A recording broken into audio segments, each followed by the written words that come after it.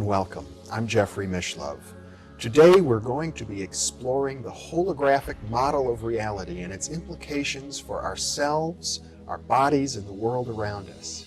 With me today is Michael Talbot, author of several books including Mysticism and the New Physics, Beyond the Quantum, Your Past Lives, and most recently, The Holographic Universe, as well as 3 novels. Welcome, Michael. Thank you, Jeffrey. It's a pleasure to be with you.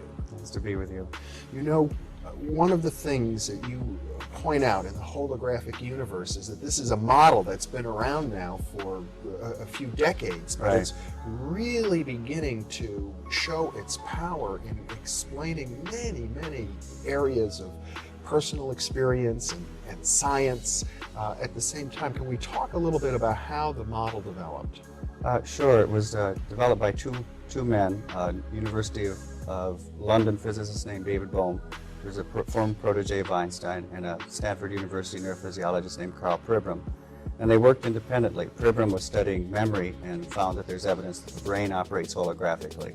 And Bohm was studying subatomic physics and found that on the subatomic level, the fabric of reality seems to possess properties that are reminiscent of a hologram. So if you put those two ideas together, that our brain seems to be holographic and the universe is holographic, it suggests that maybe it's compelling evidence that the universe may be a kind of hologram, not that it's literally a hologram, but that it's a good metaphor, a way of understanding the universe. Now, when you say it's holographic, what do we mean, really? That, in a nutshell, that reality may be more plastic and changeable, like an image, than a solid construct, a sort of sticks and stones world. It has a couple of other implications, one of which is that a hologram has an unusual property. If you take a piece of photographic film that has a holographic image encoded in it, that means that you cannot see the image with your naked eye. You have to reconstruct the image, you have to shine a laser through it. So if you have an image of a rose in the film, shine a laser through the rose, you get a three-dimensional image of the rose on the other side. You cut that film in half, shine a laser through each piece, you'll get a whole rose out of each piece, which is a very unusual property and sort of boggles the imagination at first. Cut it in 4, you get 4 roses. Cut it in 8, you get 8 roses. So if the universe is a hologram, it means, as William Blake said, that quite literally you can find the universe in a grain of sand, that every portion of the universe contains some semblance of the whole universe. That's very profound. Very. It's mind-boggling, and you know, one of the things that you point out in a footnote of your book that I would like to mention is that this doesn't apply for many of the kinds of holographic images that are popularly sold as pendants and the like that don't require laser light. Right. Every talk I give, someone comes up and says they cut the hologram in half on their credit card and ruined it and didn't get the effect. And it only applies to those images that you cannot see with the naked eye, that you have to reconstruct. If you were to look at holographic film, it might look like ripples on a pond unless the laser light is shined through it. Right. There's no decipherable image in the film, and it very much does look like ripples in a pond, like when you drop pebbles into a pond. There are all sorts of little circles. They're called interference patterns. Right. The same as when you drop 2 pebbles in a pond and the ripples crisscross. That is exactly what is in the film. It's the crisscrossing of the laser light that's recorded on the photographic film. So there's the sense about a hologram that there's 2 levels. One is this 3-dimensional image that's projected, and it can look so real that you want to reach out and touch it. And then the other level are these interference patterns. Right. That reality in a hologram can manifest in 2 ways: as a concrete image, or as this sort of indecipherable blur of energy. And an analogy to this is when you're watching Johnny Carson on your television set. That's really, his image is encoded in 2 ways. One is as the concrete image on the TV set. One is as the blur of radio waves permeating the living room.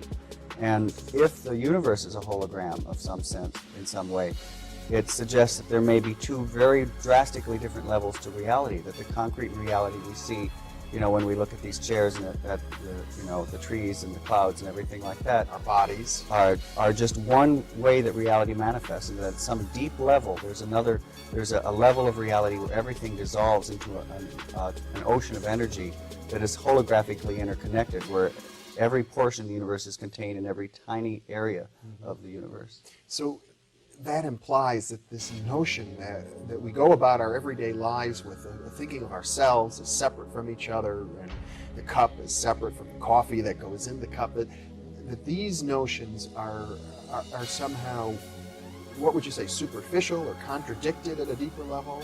They're artificial, definitely, and Bohm really stresses this, and it's a very interesting notion because in our Western way of thinking, we're so attached to the idea that when we come up with a concept like an apple or an electron or whatever, that exists out there, and we forget, it's kind of like fish unaware of the water in which they swim, that the conceptual pigeonholes we use, words, to describe reality, are phenomena inside our head. They're not out there. And most of the time, this is a philosophical quibble. But when you get down to quantum physics, and this is one of the reasons that Bohm came up with the holographic idea, it starts to have real effects. And one of those is it's been discovered that if you take two subatomic particles like electrons, in certain instances, when you do something to one, it will always affect the other, no matter how far apart they are. It's kind of like stories that you've heard of identical twins where when one is hurt, the other feels the pain. And the problem is that we can find no process known to physics that explains how these could be sending a signal back and forth. In fact, because it would have to be faster than the speed of light. Instantaneous. It would have to be an instantaneous signal, and Einstein's theory of relativity said you can't have instantaneous signals because it would mean that you could violate the time barrier and conceivably call your grandfather and tell him not to marry your grandmother. And most physicists say, well, this would be just too troubling to incorporate into a rational picture of reality.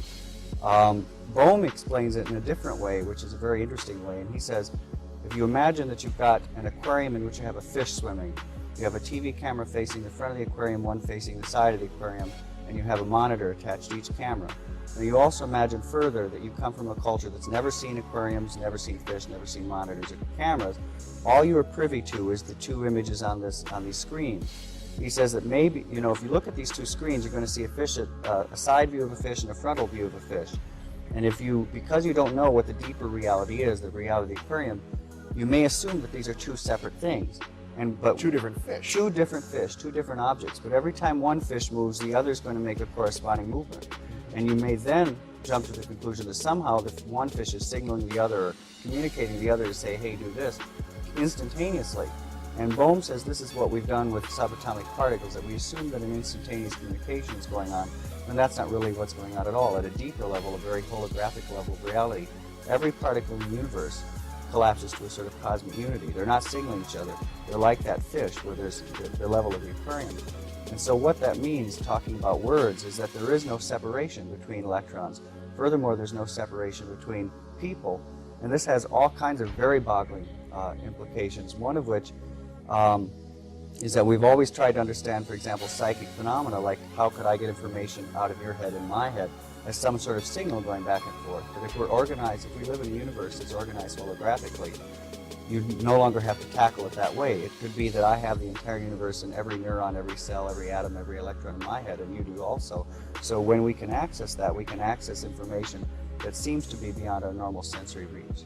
Well, I'm very interested in psychic phenomena, and I know you've had many personal experiences, right. And I want to touch on it, but this is not a model that was developed in order to explain psychic phenomena. And I think to neuropsychologists like Karl Pribram, the fact that it happens to provide an explanation for psychic phenomena is almost a bit of an embarrassment, that he developed the holographic model because he was trying to come to terms with memory. Right. So right. let's talk about that. Sure.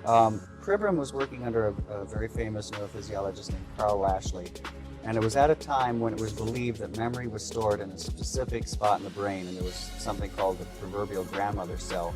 But there was literally a cell in your brain that contained the memory of your grandmother, what you knew about your grandmother. And so they did a rather gruesome series of experiments for animal lovers, where it came out with some very profound information. They took rats and they taught them how to run mazes, and then they would surgically remove various portions of the brain. Pribram and his mentor, Carl Lashley. The reasoning being that if they could remove a portion of the brain and the rat could no longer run the maze, they found the area of the brain where the rat's memory of the maze running ability was encoded. Now, every time they removed a different portion of the brain, they discovered that they could never remove the memory of how to run the maze. They could impair the rat's ability so it might limp through the maze, but they couldn't remove it. And really, surgeons had known this for a while, doctors had known this for a while, because when people have head injuries, they don't forget half of the alphabet or half of their family or half of the novel they read. They have global memory impairment where their entire memory may be hazy.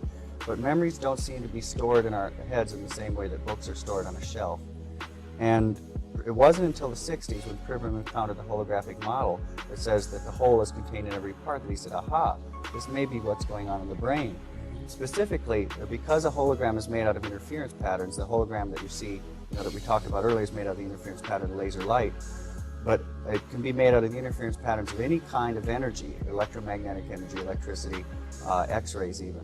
And so Pribram said, since our synapses are constantly giving off electrical impulses, these are like proverbial pebbles dropping into the sort of electromagnetic pool of our brain. They're sending out ripples that are constantly crisscrossing. And he believes that's what the brain hologram, that's how we think and how we remember is through that hologram inside the brain.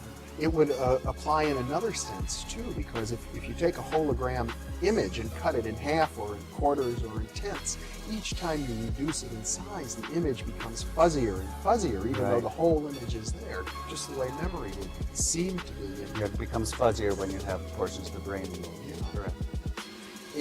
Pribram then also noticed that the same principle applied for visual information processing. Well, yes, it's very interesting. He did not make the discovery, but he came upon the research done by other investigators.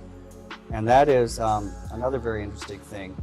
As you know, Mother Nature uses all kinds of mathematical languages. When we go to understand physical phenomena, we generally find that there's some sort of mathematical underpinning of whatever the phenomena is. There are uncountable mathematical languages. It turns out that the mathematical language involved in the making of a hologram is a system of mathematics developed by a Frenchman named Fourier. They're called Fourier transforms. Well, it also turns out that our brain uses Fourier transforms to translate visual information. And this is a very unusual state of affairs. It's kind of like discovering Eskimos speaking Spanish. Mm-hmm. It's not proof that the brain is a hologram, but it's suggestive that the brain is a hologram. And it turns out, in fact, all of our senses appear to rely on sort of Fourier transforms, that they all seem to use the same mathematics. So again, here's evidence that the brain uses the same mathematics to decipher the sensory world as are involved in the making of a hologram, which is, as I say, not proof, but compelling evidence that something is going on there. Well, what this seems to suggest is a new way of looking at consciousness itself. Very much so. Yeah. It's an interesting thing. I have to say that I differ a little with Pribram, because Pribram thinks that the brain, as I said, that it's the electrical interference patterns of the brain that is a brain hologram. I'm a kind of a mystic because, at a young age, I had an out-of-body experience where I left my body, and it became quite apparent to me while I was having this experience that I was thinking, but my brain was back in my body, which I could see in my bed. I knew it wasn't just a dream because I floated out over the ground outside my family's house, and I saw a book lying on the ground, and it was a book by the French short story writer Guy de Maupassant. And the next day, a neighbor said, by the way, Michael, I lost a library book by Guy de Maupassant. Have you seen it? And I thought, well, I floated over it last night. I didn't tell the neighbor that, but there was the book. And I was always I'm still very scientifically oriented. I want to understand the world in scientific terms. But it was really the first time that I sort of had to confront, the difference between my spiritual beliefs that we can survive our bodily death, and this deeply held belief, scientific belief of mine that it's the brain that's doing the thinking. And I realized I had a kind of epiphany where I thought it isn't the brain that's doing the thinking. So I am not entirely certain that it's just the electromagnetic interference patterns that is the brain hologram, because those obviously would perish when the brain perishes. I think there might be some subtler level, some subtler energy that we haven't discovered with our technology that's involved in this also. Well, Bohm's model is relevant and interesting at this point because he's not dealing with the universe as a hologram made out of electromagnetic interference patterns. He's looking at quantum wave potentials, which are at a much deeper level. And I must say, I've heard Pribram discuss it much the same way. There are quantum wave potentials in the brain itself, which is in a much more deeply embedded level of energy and matter than the electromagnetic level. Right.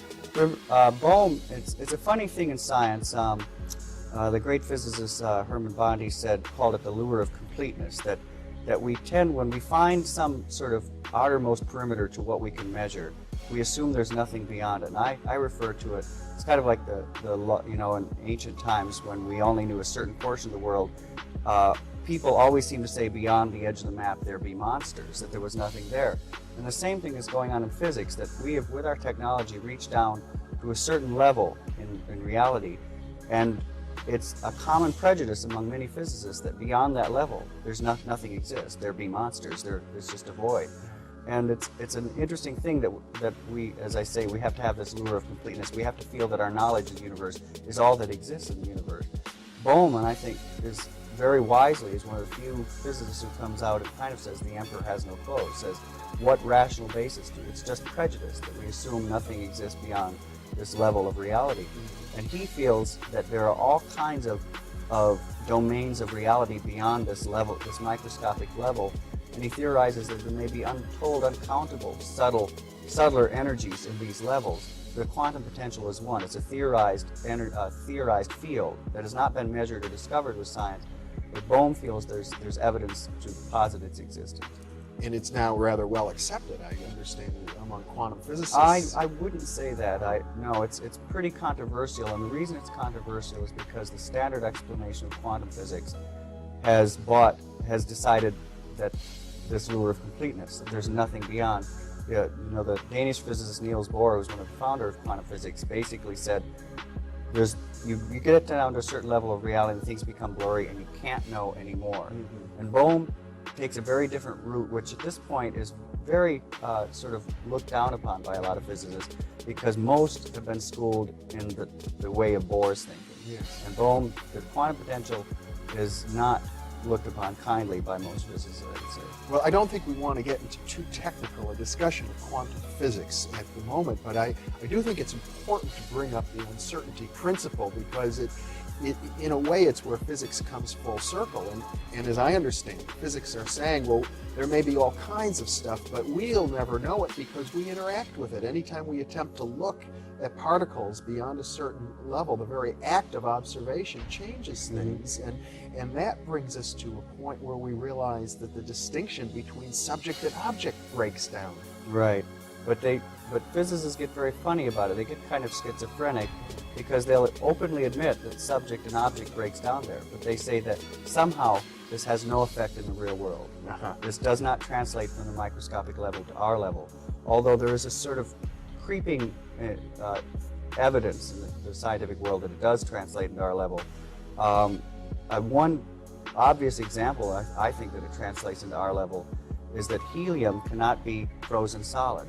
You can freeze hydrogen solid, you can freeze carbon dioxide solid, but helium, for helium to become its atoms to align in a solid form would violate the uncertainty principle, and nature doesn't seem to allow that. So you can't, no matter how cold helium gets, it remains a liquid. That, to me, if you can have a beaker full of liquid helium, and that exists at our level of existence, and it's a sort of manifestation of the uncertainty principle, and it's where it's sort of slipped over into our world. There are other things going on right now where there's a device called a squid, which is a sort of electrical coil in which it looks like we may be able to demonstrate that the current, if you say which direction is the current going in the coil, it's going both directions at once, which is kind of an impossibility to simultaneously do that. That too is a quantum phenomenon, that these two realities are overlapping. So I think we will cross that barrier. Well, I must admit, Michael, I'm not sure that I totally grasp the implications of those examples, but the examples I would like to focus on that do seem more relevant are the ones that suggest the enormous ability of the mind to affect systems in the body, the placebo effect, the work with healing and visualization. Mm-hmm. Well, this gets away from Bowman into Pribram, but it's equally interesting with equally profound implications.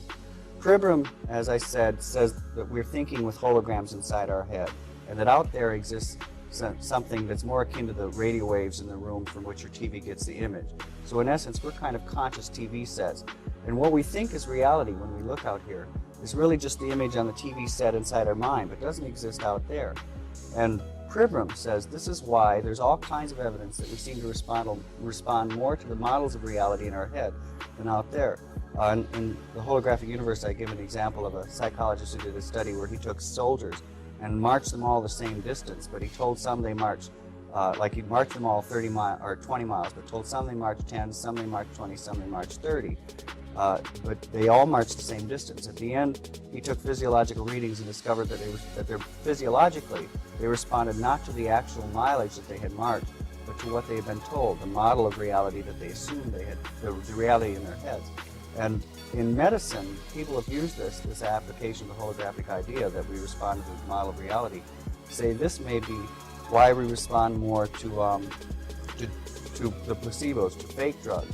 There's a very famous example of a fellow who had lymphatic cancer, tumors the size of oranges all throughout his body. His doctor basically thought he had about 3 days left to live.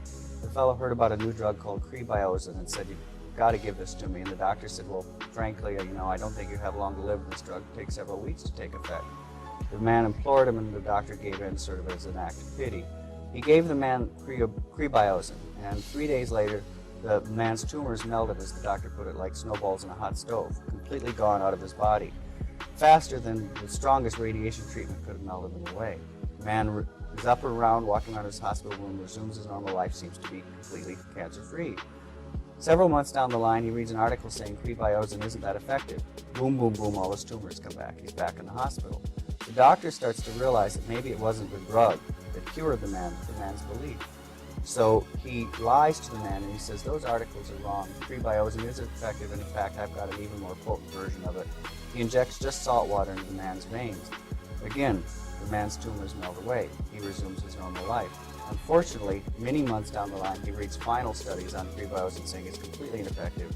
Boom, boom, boom, his tumors come back and he dies. But the bottom line is somehow this man had the ability to access some deep level of healing himself. It wasn't the drug, because salt water worked just as well as this alleged drug. And so again, here's an instance where he responded to the model of reality in his head, this deep belief that this drug would heal him, even though he wasn't even receiving the drug at a certain point in his treatment. And his body responded in kind. And that, to me, is the most exciting aspect of the holographic idea. And there are countless examples of it. There's a study of a new chemotherapy in England where they took a group of cancer patients. Half the patients they gave the drug, half the patients they gave a placebo, a fake. No one knew who was receiving the real drug or not. They told all the patients, "This is a very toxic drug, may cause you to lose your hair." 30% of the people receiving just the fake lost their hair. And when I first heard this, I immediately thought, oh my gosh, about every donut that I'd ever eaten in my life, and thought, oh, this is really bad for me. That I may be responding to the model of reality more than the nutritional aspects of the donut.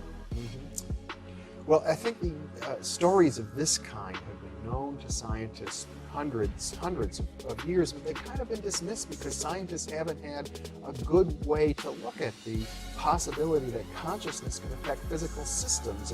We think of consciousness as an epiphenomenon. Right. But if one considers that there are standing waves, interference patterns in the brain, holographic images, it gives consciousness I hate to use the term mechanism because I don't think that's quite the right term, but it gives people a model in which they can begin to appreciate more the role of consciousness. That's true, and it also can be applied in another way, because if the universe is organized holographically, we've always believed that there is no connection between the brain and the body, and of course, for most of the history of medical science in the West.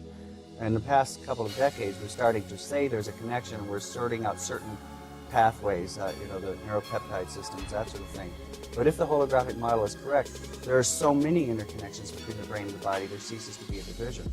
So it becomes almost a moot point to say, what is the pathway? How is the brain connected to the body? Because there's no difference, just like there's no difference between those two electrons. Well, and to take it a step further, as you do, one might say there's no solid, clear-cut distinction between ourselves and the rest of the whole universe. This has profound implications for spiritual experiences, of which you've had quite a number, and perhaps in the time remaining, we should touch on more of those. Yeah, very much so. As I said, I've always been very interested in science, but I also grew up with a lot of very unusual experiences, not the least of which is that I grew up in a house with a poltergeist haunting. So I had all kinds of examples of psychokinesis, of objects moving about on their own when I was growing up. And it really was a strange, in the sense that for me it was normal, and I had to learn that it was abnormal, and rather painful learning. And as I grew up, and my friends would find it very strange that these things would occur. And one of the things that Bohm says, because Bohm addresses the topic of psychokinesis, is again, we may be mistaken to try to approach psychokinesis by saying what energy is leaving the brain to move the object, because, well, as Bohm says, there's no division. in the object. Psychokinesis means mind over matter. Right, moving the objects was just the power of thought alone. That we are as connected to that object, as borderless, we're a continuum with the object, as the patterns in a carpet. So for us to move the object may be, as Bohm says, just an act of resonance, of realizing that there's no division between them. And can we talk for a moment about the issue of life after death, or spiritual experiences of other realities?